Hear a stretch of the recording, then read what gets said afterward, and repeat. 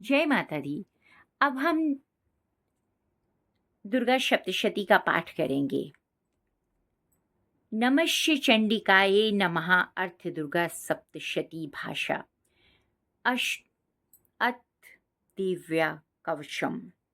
महर्षि मार्कंडेय जी बोले, हे पितामह, संसार में जो गुप्त हो और जो मनुष्यों की सब प्रकार से रक्षा करता हो और जो आपने किसी को आज तक बताया ना हो, वह कवच मुझे बताइए।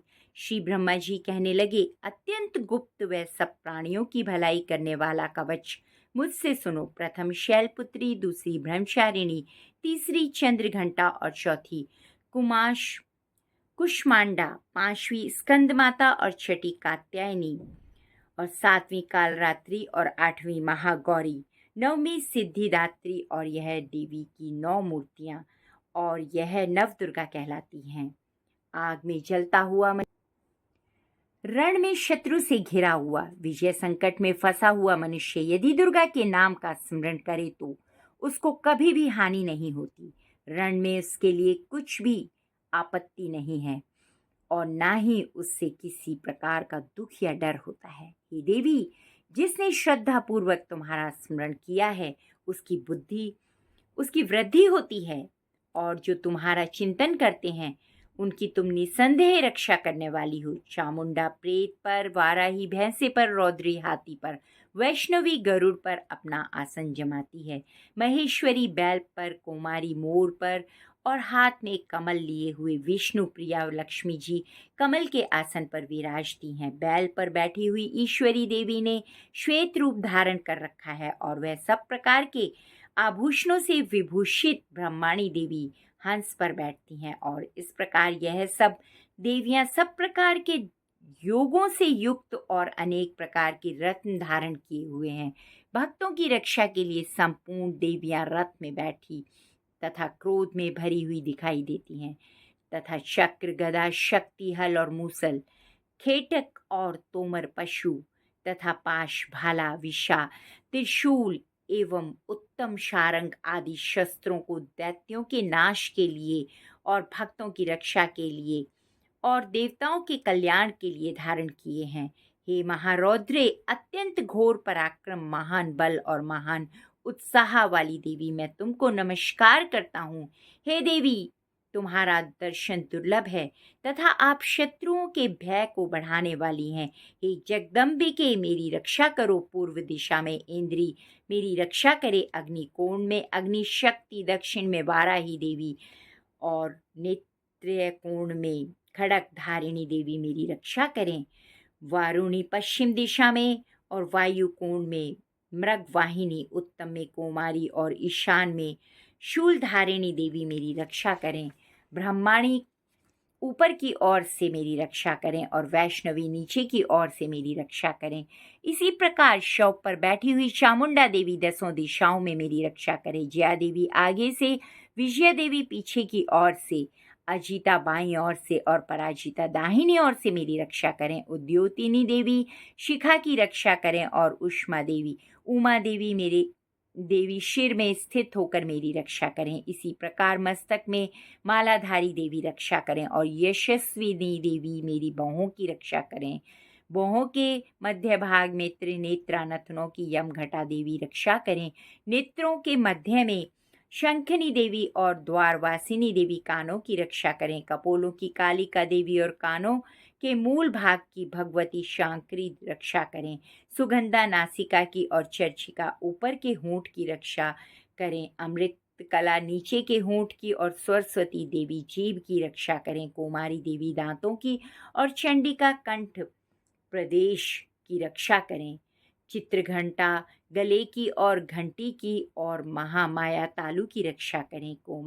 कामाक्षी कोठी की और सर्वमंगला वाणी की रक्षा करें। भद्रकाली गर्दन की और धनुर्धरी पीठ के मेरुड़ दंड की रक्षा करें। कंठ के बाहरी भाग की नीलग्रीवा और कंठ की नली की नल कुबरी देवी रक्षा करें। दोनों कंधों की खड़क वाहिनी देवी वज्रधारिणी मेरे बाहों की रक्षा करें। दंडिनी देवी हाथों की और अंबिका देवी मेरे देवी समस्त उंगलियों की रक्षा करें। शूलेश्वरी देवी संपूर्ण नखों की और कुलेश्वरी देवी मेरी कुशी की रक्षा करें। महेश्वरी दोनों स्तनों की और शोक विनाशिनी मन की रक्षा करें। ललिता देवी हृदय की और शूलधारिणी उदर की रक्षा करें। कामिनी देवी नाभि की और गुहेश्वरी गुदा की रक्षा करें। पूतना कामिका लिंग की और महिषासुरवाहिनी गुदा की रक्षा करें। संपूर्ण इच्छाओं को पूर्ण करने वाली महाबल देवी दोनों जांघों की रक्षा करें। विंध्यावासिनी दोनों घुटनों की और तेजस्विनी देवी दोनों पांवों के पृष्ठभाग की। श्रीधरी पांवों की और उंगलियों की। स्थलवासिनी तालुओं की। दृष्टता करालिनी देवी नखों की रक्षा करें। उद्धव केशवनी देवी केशों की रक्षा करें। बागेश्वरी वाणी की रक्षा करें और रोमा बालियों के छिद्रों की। कोवेरी और त्वचा की रक्षा बागेश्वरी रक्षा करें।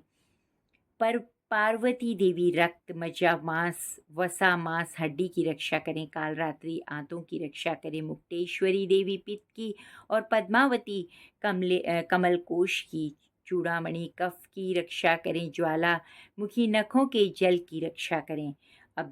अभेदा देवी शरीर के सब जोड़ों की रक्षा करे। ब्रह्माणी मेरे वीर्य की और क्षत्रेश्वरी छाया की और धर्मधारिणी मेरे अहंकार मन और बुद्धि की रक्षा करे।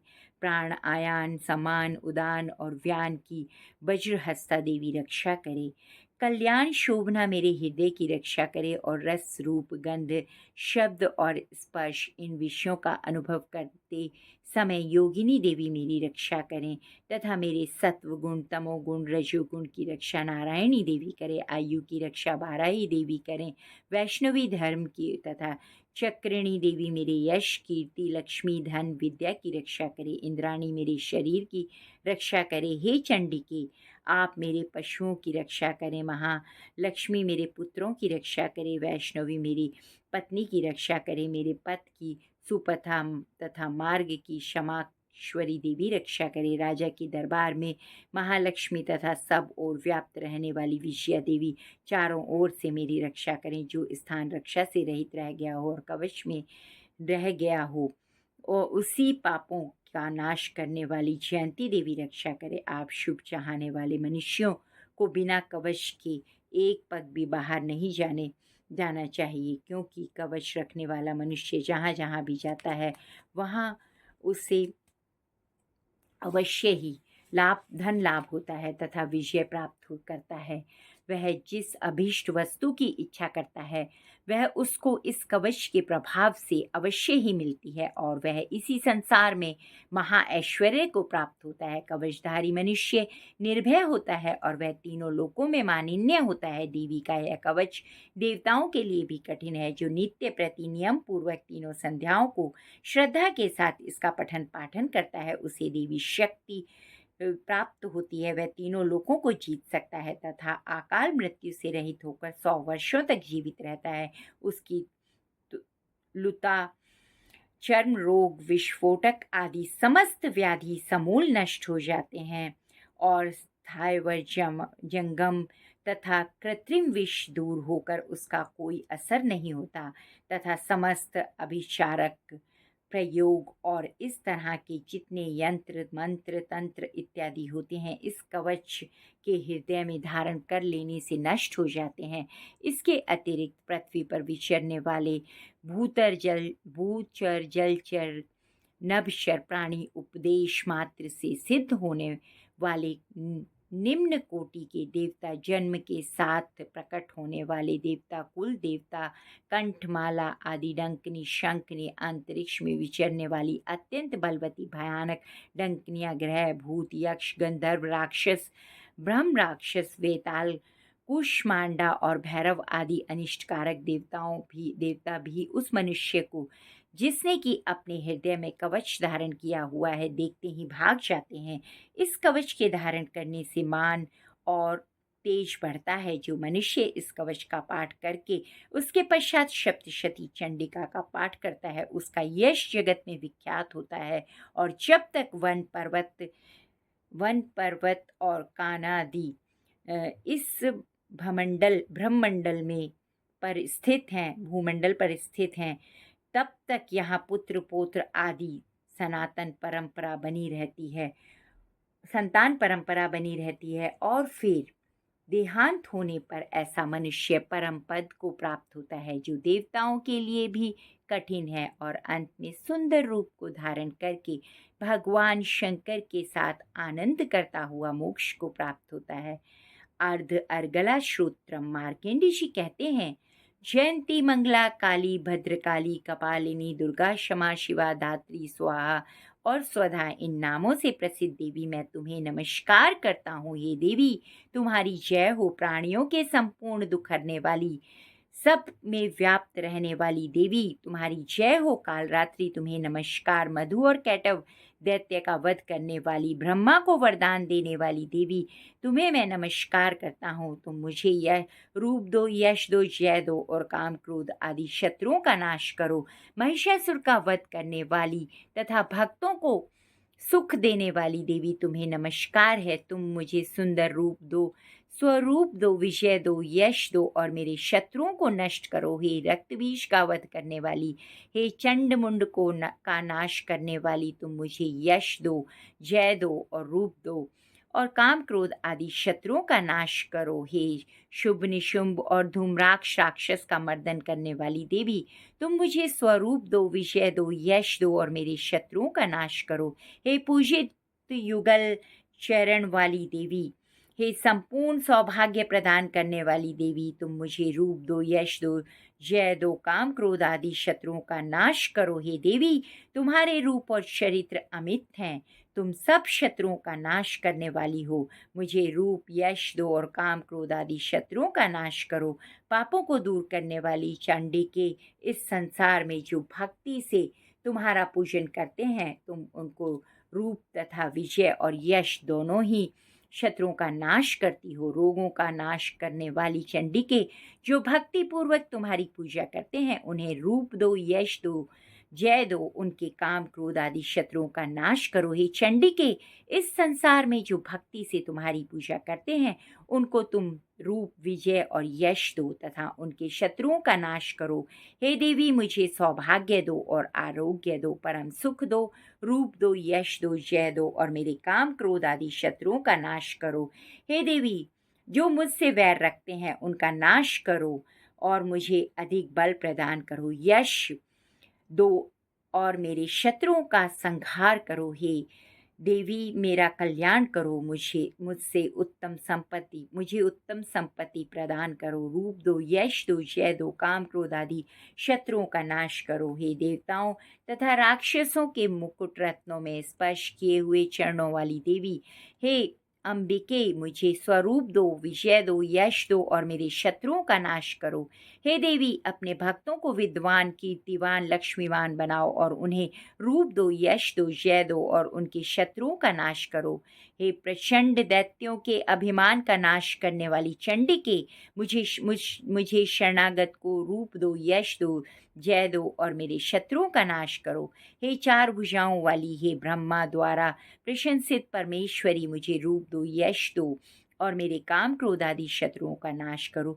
निरंतर भक्ति से भगवान विष्णु से सदा स्तुति की हुई हे अंबिके, मुझे रूप दो, यश दो और जय दो, मेरे शत्रुओं को नष्ट करो। हिमाचल कन्या पर्वत के भगवान शंकर से स्तुति की हुई परमेश्वरी, मुझे रूप दो, यश दो, जय दो और मेरे शत्रुओं का नाश करो। इंद्राणी के पति इंद्र के द्वारा सद्भाव से पूजित होने वाली परमेश्वरी, मुझे रूप दो, यश दो, जय दो और काम क्रोध आदि शत्रुओं को नष्ट करो। प्रचंड भूदंड दैत्यों के घमंड को नष्ट करने वाली, मुझे रूप दो, यश दो और जय दो और मेरे शत्रुओं का नाश करो। हे देवी, तुम अपने भक्तों को सदा असीम आनंद देती हो। मुझे रूप दो, यश दो, जय दो और मेरे काम क्रोध आदि शत्रुओं को नष्ट करो। हे देवी, मेरी इच्छा अनुसार चलने वाली सुंदर स्त्री मुझे प्रदान करो, जो कि संसार सागर से तरने वाली तथा उत्तम कुल में उत्पन्न हुई हो। जो मनुष्य पहले स्रोत का पाठ करता है और फिर सप्तशती रूपी स्रोत का पाठ करता है, वह सप्तशती संख्या के समान श्रेष्ठ फल को प्राप्त करता है और उसके साथ ही उसे प्रचुर धन की प्राप्ति होती है। अर्धकीलक श्रोत्रम महर्षि मार्कंडेय जी बोले, ज्ञान स्वरूपी शरीर धारण करने वाले देवत्रयी रूप 3 नेत्र वाले जो कल्याण प्राप्ति के हेतु तथा अपने मस्तक पर अर्धचंद्र धारण करने वाले उन भगवान शंकर को नमस्कार है। जो मनुष्य कीलक मंत्रों को जानता है वही पुरुष कल्याण को प्राप्ति करता है। जो अन्य मंत्रों को जप कर केवल सप्तशती स्रोत से ही देवी की स्तुति करता है उसको इससे ही देवी की सिद्धि हो जाती है। उन्हें अपने कार्य की सिद्धि के लिए दूसरे की साधना करने की आवश्यकता नहीं रहती। बिना जप के ही उसके उच्चाटन आदि शब्द सब काम सिद्ध हो जाते हैं। लोगों के मन में शंका थी कि केवल सप्तशती की उपासना के अथवा सप्तशती को छोड़कर अन्य मंत्रों की उपासना से भी समान रूप से कार्य सिद्ध हो जाते हैं। तब इसमें कौन सा श्रेष्ठ साधन है? लोगों की इस शंका को ध्यान में रखकर भगवान शंकर ने अपने पास आए हुए जिज्ञासुओं को समझाया कि यह सप्तशती नामक संपूर्ण स्रोत ही कल्याण को देने वाला है। इसके पश्चात भगवान शंकर ने चंडिका के सप्तशती नामक स्रोत को गुप्त कर दिया। अतः मनुष्य इसको बड़े पुण्य से प्राप्त करता है। जो मनुष्य कृष्ण पक्ष की 14 अथवा अष्टमी को एकाग्रचित होकर देवी को अपना सर्वस्व समर्पित करता है और फिर उसे प्रसाद रूप में ग्रहण करता है, उस पर दुर्गा प्रसन्न होती है, अन्यथा नहीं होती। इस प्रकार सिद्धि के प्रतिबंधक रूप कीलक के द्वारा भगवान शंकर ने इस स्रोत को कीलित कर रखा है। जो पुरुष इस सप्तशती को निष्कीलित करके नित्य पाठ करता है वह सिद्ध हो जाता है, वही देवी का पार्षद होता है और वह गंधर्व होता है। सर्वत्र विचरते रहने पर भी वह मनुष्य को इस संसार में कोई भी डर नहीं होता।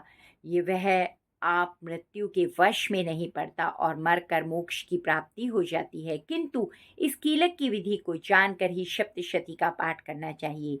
जो ऐसा नहीं करता है वह नष्ट हो जाता है। कीलक और निष्कीलक संबंधी जानकारी के पश्चात ही यह स्रोत निर्दोष हो जाता है और विद्वान पुरुष इस निर्दोष स्रोत का पाठ ही आरंभ करते हैं। स्त्रियों में जो कुछ सौभाग्य आदि दिखाई देता है वह सब पाठ की ही कृपा है। इसलिए इस कल्याणकारी स्रोत का सदा पाठ करना चाहिए। इस स्रोत का शनै शनै पाठ करने से भी स्वल्प फल की प्राप्ति होती है, इसलिए उच्च स्वर से इसका पाठ अवश्य करना चाहिए। जिस देवी के प्रसाद से ऐश्वर्य, सौभाग्य, आरोग्य, संपत्ति, शत्रुनाश तथा परम मोक्ष की प्राप्ति होती है उस देवी की स्तुति मनुष्य को अवश्य करनी चाहिए। इति कीलम श्रोत्रम समाप्तम। ओम नमः चंडिकाये नमः। अर्थ श्री दुर्गा सप्तशती का पहला अध्याय। महर्षि मार्कंडेय जी का राजा सूरत और समाधि को देवी की महिमा का बताना। महर्षि मार्कंडेय जी बोले, सूर्य के पुत्र सर्वाणी की उत्पत्ति की कथा विस्तार पूर्वक कहता हूँ, सुनो। सर्वाणी महामाया की कृपा से जिस प्रकार मनवंतर के स्वामी हुए उनका हाल भी सुनो। पहले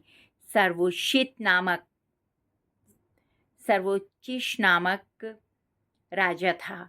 वह प्रजा को अपने पुत्र के समान मानते थे, तो भी कोला विध्वंसी राजा उनके शत्रु बन गए। दुष्टों को दंड देने वाले राजा सूरत की उनके साथ लड़ाई हुई और कोला विध्वंसियों के संख्या में कम होने पर भी राजा सूरत युद्ध में उनसे हार गए। तब वह अपने नगर में आए और केवल अपने देश का ही राज्य उनके पास रह गया और वह उसी के राजा होकर राज्य करने लगे। किंतु उनके शत्रुओं ने वहां पर भी उन पर आक्रमण कर दिया। राजा को बलहीन देखकर उसके दुष्ट मंत्रियों ने राजा की सेना और खजाना अपने अधिकार में कर लिया। राजा सूरत अपने राज्य अधिकारियों को हार कर शिकार खेलने के लिए घोड़े पर सवार होकर यहाँ से एक भयंकर जंगल की ओर चले गए। उस वन में उन्होंने महर्षि मेधा का आश्रम देखा। वहाँ मेधा ऋषि अपने शिष्यों तथा मुनियों से सुशोभित बैठे हुए थे और वहाँ कितने ही हिंसक जीव परम शांति भाव से रहते थे। राजा सूरत ने महर्षि मेधा को प्रणाम किया और महर्षि मेधा ने भी उनका उचित सत्कार किया। राजा सूरत महर्षि के आश्रम में कुछ समय ठहरे और अपने नगर की ममता के आकर्षण से राजा अपने मन में सोचने लगे कि पूर्व काल में पूर्वजों ने जिस नगर का पालन किया था वह आज मेरे हाथ से निकल गया। मेरे दुष्ट एवं दुरात्मा मंत्री मेरे नगर की अब धर्म से रक्षा कर रहे होंगे या नहीं कर रहे होंगे। मेरा प्रधान हाथी जो कि सदा मद की वर्षा करने वाला और शूरवीर था, मेरे वैरियों के वश में होकर ना जाने क्या दुख भोग रहा होगा। मेरे आज्ञाकारी नौकर जो मेरी कृपा से धन और भोजन पाने में सदैव सुखी रहते थे, मेरे पीछे पीछे चलते थे, वह अब निश्चय ही दुष्ट राजाओं का अनुसरण करते होंगे तथा मेरे दुष्ट एवं दुरात्मा मंत्रियों द्वारा व्यर्थ ही धन को व्यय करने से संचित किया हुआ मेरा खजाना एक दिन अवश्य खाली हो जाएगा। इस प्रकार की बहुत सी बातें सोचता हुआ राजा निरंतर दुखी रहने लगा। निरंतर एक दिन राजा सूरत ने महर्षि मेधा के आश्रम के निकट एक वैश्य को देखा। राजा ने उससे पूछा, भाई तुम कौन हो, यहाँ आने का क्या कारण है और क्या तुम्हें मुझसे शोकाग्रस्त अपने मन अनमने से दिखाई देते हो, इसका क्या कारण है। राजा की यह नम्र वचन सुनकर वैश्य ने कहा, महाराज सूरत आपको प्रणाम है। वैश्य बोला, मेरा नाम समाधि है, मैं धनियों के कुल में उत्पन्न हुआ एक वैश्य हूँ। मेरे दुष्ट स्त्री पुत्र आदि ने लोभ से मेरा सब धन छीन लिया और मुझे घर से निकाल दिया। मैं इस तरह से दुखी होकर वन में चला आया हूँ और यहाँ रहता हूँ। मैं इस बात को भी नहीं जानता कि अब मेरे घर में इस समय सब कुशल हैं या नहीं। यहाँ मैं अपने परिवार का आचरण संबंधी कोई समाचार भी नहीं जान पा रहा और वह घर में इस समय कुशल पूर्वक हैं या नहीं। मैं अपने पुत्रों के संबंध में भी यह नहीं जानता कि वे सदाचारी हैं या दुराचार में ही फंसे हुए हैं। राजा बोले, जिस धन के लोभी पुत्र और स्त्री ने आपको घर से निकाल दिया, फिर भी तुम्हारा मन चेत उनसे क्यों प्रेम करता है। वैश्य ने कहा, मेरे विषय में आपका ऐसा कहना ठीक है, किंतु मेरा मन इतना कठोर नहीं है। यद्यपि उन्होंने मेरा धन लोभ में पड़कर पितृ स्नेह को त्याग कर मुझे घर से निकाल दिया, तो भी मेरे मन में उनके लिए कठोरता नहीं आती। हे महात्मने, मेरा मन फिर भी उनमें क्यों फंस रहा है, इस बात को जानता हुआ भी मैं नहीं जान रहा। मेरा चित्त उनके लिए क्यों दुखी है। मैं उनके लिए लंबी लंबी सांसें ले रहा हूँ। उन लोगों में प्रेम नाम के लिए भी नहीं है, फिर भी ऐसे निस्नेहियों के लिए मेरा मन कठोर नहीं होता। महर्षि मार्कंडेय जी ने कहा, हे ब्राह्मण, इसके पश्चात महाराज सूरत और वह वैश्य दोनों महर्षि मेधा के समीप गए और उनके साथ यथा योग्य न्याय संभाषण करके दोनों ने वार्ता आरंभ की। राजा बोले, हे भगवान, मैं आपसे एक बात पूछना चाहता हूँ, सो आप कृपया करके मुझे बताइए। मेरा मन मेरे अधीन नहीं है, इससे मैं बहुत दुखी हूँ। राज्य धन आदि की चिंता अभी तक मुझ में बनी हुई है और मेरी यह ममता अज्ञानियों की तरह बढ़ती ही जा रही है और यह समाधि नामक वैश्य भी अपने घर से अपमानित होकर आया है। इसके स्वजनों ने इसे त्याग दिया है। स्वजनों से त्यागा हुआ भी यह उनसे हार्दिक प्रेम रखता है। इस तरह हम दोनों ही दुखी हैं। हे महाभाग, उन लोगों के अवगुणों को देखकर भी हम दोनों के मन में उनके लिए ममता जनित आकर्षण उत्पन्न हो रहा है। हमारे ज्ञान रहते हुए भी क्यों अज्ञानी मनुष्यों की तरह हम दोनों यह मूर्खता क्यों कर रहे हैं। महर्षि मेधा ने कहा, विषम मार्ग का ज्ञान सब जंतुओं को है। सबों के लिए विषय पृथक पृथक होते हैं। कुछ प्राणी दिन में देखते हैं और कुछ रात में। कोई जीव ऐसे हैं जो दिन रात दोनों में देख सकते हैं और कई जीव ऐसे हैं। यह सत्य है कि मनुष्यों में ज्ञान प्रधान है, किंतु केवल मनुष्य ही ज्ञानी नहीं है। पशु पक्षी आदि भी ज्ञान रखते हैं। जैसे यह पशु पक्षी ज्ञानी है, वैसे ही मनुष्य का भी ज्ञान है। जो मनुष्य ज्ञान मनुष्यों में है वैसे ही पशु पक्षियों में भी है, तथा अन्य बातें भी दोनों में एक जैसी पाई जाती हैं। ज्ञान होने पर भी इन पक्षियों की ओर देखो कि अपने भूख से पीड़ित बच्चों की चोंच में कितने प्रेम से अन्न के दाने डालते हैं। ऐसा राजन ऐ- ऐसा ही प्रेम मनुष्यों में अपनी संतान की प्रति पाया जाता है। लोभ के कारण अपने उपकार का बदला पाने के लिए मनुष्य पुत्रों की इच्छा करते हैं और इस संसार के मोह के गड्ढे में गिरते रहते हैं। भगवान श्री हरि की जो माया है उसी से यह संसार मोहित हो रहा है। इससे आश्चर्य की कोई बात नहीं है, क्योंकि वह भगवान विष्णु की योग निंद्रा है। यह माया ही तो है जिसके कारण संसार मोह में जकड़ा हुआ है। महामाया भगवती देवी ज्ञानियों के चित्त को बलपूर्वक खींचकर मोह में डाल देती है और उसी के द्वारा संपूर्ण जगत की उत्पत्ति होती है। यही भगवती देवी प्रसन्न होकर मनुष्य को मुक्ति प्रदान करती है। यही संसार के बंधन का कारण है तथा संपूर्ण ईश्वरों की भी स्वामिनी है। महाराज सूरत ने पूछा, भगवान वह देवी कौन सी है जिसको आप महामाया कहते हैं? हे ब्राह्मण, वह कैसे उत्पन्न हुई और उसका क्या कार्य है? उसके चरित्र कौन कौन से हैं? प्रभु, उसका जैसा प्रभाव हो, जैसा स्वरूप हो, वह सब कृपा करके हमसे कहिए, मैं आपसे सुनना चाहता हूँ।